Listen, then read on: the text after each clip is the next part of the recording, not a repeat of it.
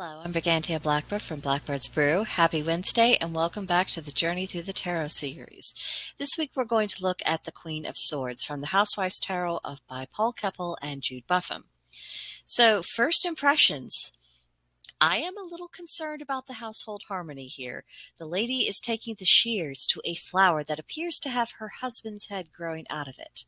A little disturbing, as is the housewife's facial expression.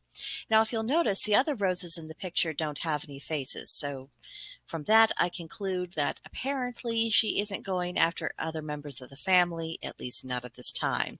But for whatever reason, she's clearly intending to cut her husband down to size. Now, interestingly, the man of the house appears to be completely unaware of the danger that he is in. This could mean that his wife has not yet expressed her dissatisfaction, or perhaps he hasn't been listening.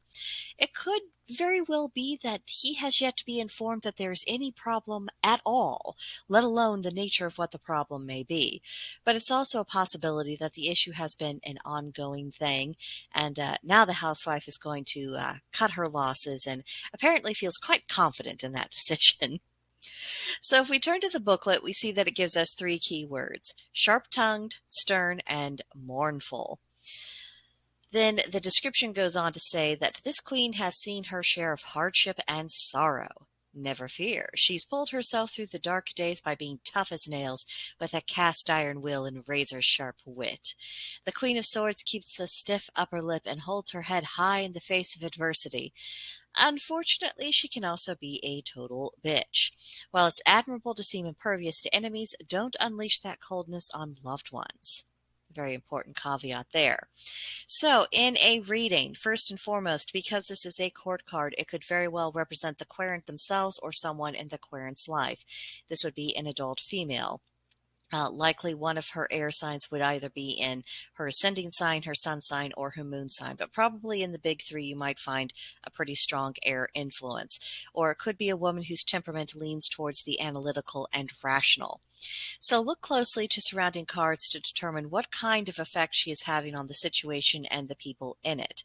There is a range of possibilities. Some of these possibilities are good and others are very troubling, and you'll need to tailor things from the general impression you have of the lay of the land. Another thing to consider is that there are times when plain speaking is a profound and refreshing virtue, and then there are other times when people are using the idea of plain speaking as just an excuse to be cruel in both word and deed. So again, look to the other cards in the spread, try to get a sense of from them or from the querent themselves, their energy, their demeanor, just how they're presenting themselves to you, about which direction they're leaning. Is this someone who's just honest, fearlessly honest no matter what? Or is this someone who's just an asshole and pretends that they're just speaking truth when really they're just nasty? Now, a third possibility to consider is that this card is representing the idea of keep calm and carry on. It is a card that signals strength, motivation, and leadership. Sometimes it just doesn't matter how we feel about something. We just need to get on with it and do what needs to be done. And your querent could absolutely be in that kind of position. But as with all the other possibilities I've brought up, definitely look at the surrounding cards to get a better sense of what's going on and hopefully why. This is one of those cards that, even more so than usual, you've really got to take into account what is being communicated to you through the rest of the spread, because depending on that will have a profound impact on what this Queen of Swords is really signaling. So those are just a few thoughts to keep in mind when you're doing readings with this particular card. Now it's time for you.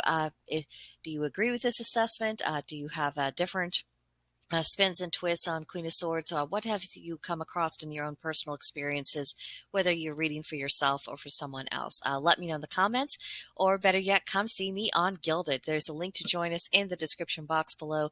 Click on it. It will take you to our group, and you can talk tarot, other forms of divination, other kinds of pagan spiritualities and modalities. We would love to have you, so I hope you will visit us soon. But that'll do it for this video, and I will see you next time. Bye.